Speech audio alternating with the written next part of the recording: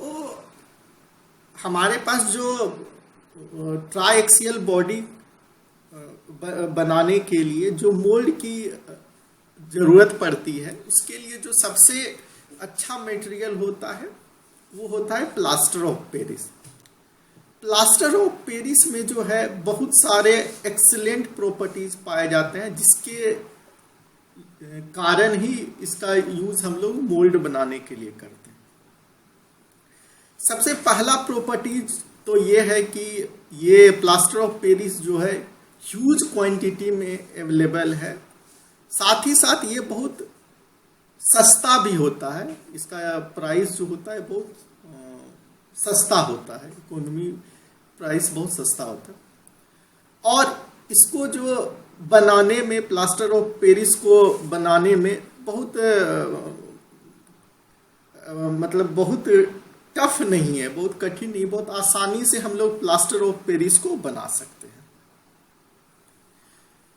इसके बाद अगला प्रॉपर्टी इसका ये है कि ये जो प्लास्टर ऑफ पेरिस से जब हम लोग मोल्ड को बनाते हैं तो ये सरफेस जो देता है बहुत स्मूथ देता है, साथ ही साथ इसका जो डिटेल्स होता है बहुत फाइन होता है।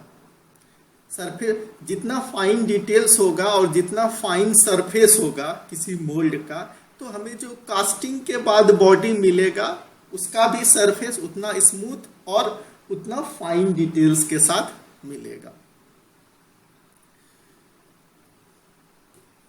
अगला जो प्रॉपर्टीज प्लास्टर ऑफ पेरिस का होता है कि ये इसकी मदद से हम लोग आसानी से किसी भी कॉम्प्लिकेटेड प्रोफाइल का कॉपी बना सकते हैं या मोल्ड को बना सकते हैं या स्टिमुलेट कर सकते हैं।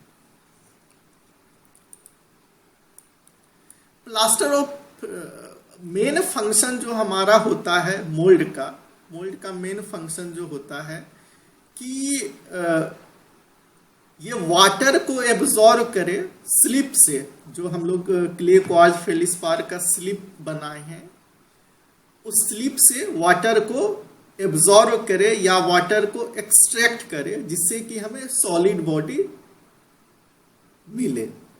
तो जो प्लास्टर ऑफ पेरिस होता है, जिसको कि हम लोग प्लास्टर के नाम से भी जानते हैं, ये आइडियल टेक्सचर प्रोवाइड करता है इस फंक्शन के लिए।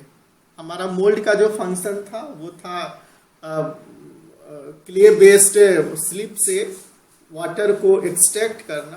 तो इस फंक्शन के लिए सबसे सुटेबल टेक्सचर जो दिखाता है वो प्लास्टर ही दिखाता है।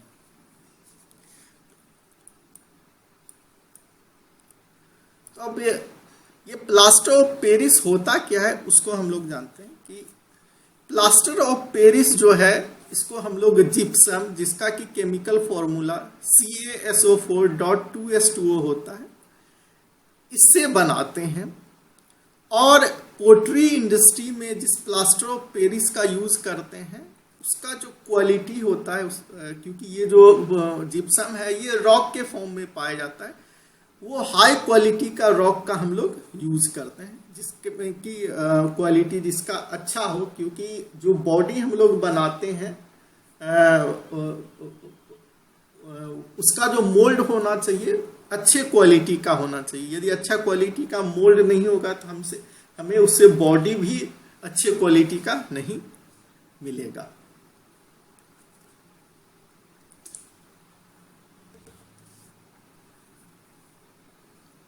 प्लास्टर ऑफ पेरिस में जनरली 3 तरह के इम्प्यूरिटीज पाए जाते हैं। एक ऐसे इम्प्यूरिटीज पाए जाते हैं जो कि इसेंशियल है, जो कि प्लास्टर ऑफ पेरिस को अपने प्रॉपर्टीज में जो हम लोग देखे सेटिंग प्रॉपर्टीज और जो भी प्रॉपर्टीज होते हैं उसमें इन्हांस करता है। दूसरा जो इम्प्यूरिटीज होता है वो होता है कि सॉल्यूबल इम्प्यूरिटीज होता है। जब हम लोग वाटर को प्लास्टर ऑफ पेरिस में डालते हैं तो ये वाटर में सॉल्यूबल हो जाता है, वाटर में घुल जाता है। और तीसरा जो टाइप का इम्प्यूरिटीज मिलता है वो इनसॉल्यूबल होता है, वो वाटर में नहीं घुलता है। जैसे कि हम लोग बॉल क्ले में भी देखे थे, एक ह्यूमिक एसिड करके इम्प्यूरिटीज पाया जाता है और वो ह्यूमिक एसिड जो है बॉल क्ले में प्लास्टिसिटी को जनरेट करता है। चाइना क्ले और बॉल क्ले में यही अंतर था कि चाइना क्ले जो है नॉन प्लास्टिक नेचर का होता था, जबकि बॉल क्ले वो प्लास्टिक नेचर का होता था। और प्लास्टिक नेचर का होने का रीजन ये था ह्यूमिक एसिड का पाया जाना। इनसॉल्युबल इम्प्यूरिटीज जो होता है जैसे कि क्वार्ज, और ये क्या करता है कि क्योंकि वाटर डालने के बाद तो ये तो डिसॉल्व हुआ नहीं, तो ये क्या करता है इसके सरफेस को का स्मूथनेस को स्पॉइल करता है, सरफेस पर आ जाता है और ये जो है सरफेस का जो स्मूथनेस होता है उसको डिस्टर्ब करता है। तो इसलिए हम लोग इनसॉल्युबल इम्प्यूरिटीज को चाहते हैं कि स्क्रीनिंग के थ्रू इसको हटा दें।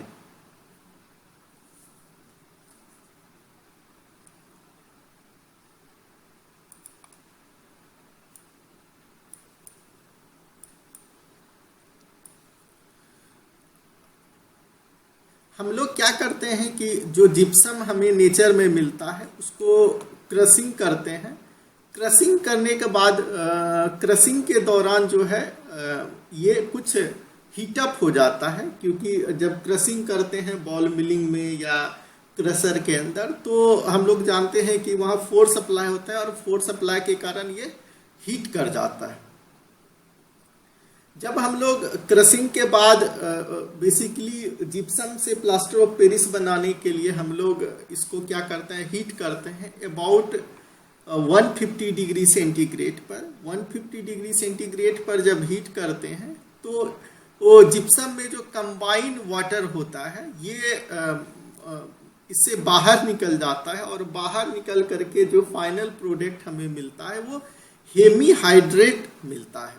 और यही हेमीहाइड्रेट जो है ये प्लास्टर ऑफ पेरिस होता है। तो CaSO4.2H2O जो था जिप्सम, उसको जब हम लोग 150 डिग्री सेंटीग्रेड पर हीट किए तो ये CaSO4.12H2O बनाया प्लस 3/2H2O फॉर्म होता है। और ये जो फॉर्म होता है स्टीम के फॉर्म में होता है। देखो टेम्परेचर 100 से प्लस है तो ये जो वाटर निकलता है ये स्टीम के फॉर्म में निकलता है और ये स्टीम के फॉर्म में बाहर निकल जाता है और उस क्लिनिक के अंदर हमें प्लास्टर ऑफ पेरिस मिल जाता है। इस प्लास्टर ऑफ पेरिस को बनाने के लिए हम लोग या तो डिस्कंटिन्यूअस प्रोसेस का यूज करते हैं कि जिसमें हम लोग क्लीन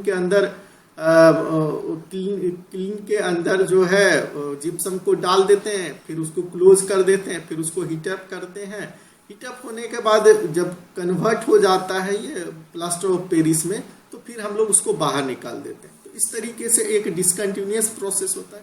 दूसरा जो है कंटिन्यूअस प्रोसेस होता है जिसमें हम लोग एक तरफ से चार्ज करते जाते हैं और ये हीटअप हो करके और कन्वर्ट हो करके प्लास्टर ऑफ पेरिस में फाइनली दूसरे एंड से बाहर निकलते जाता है।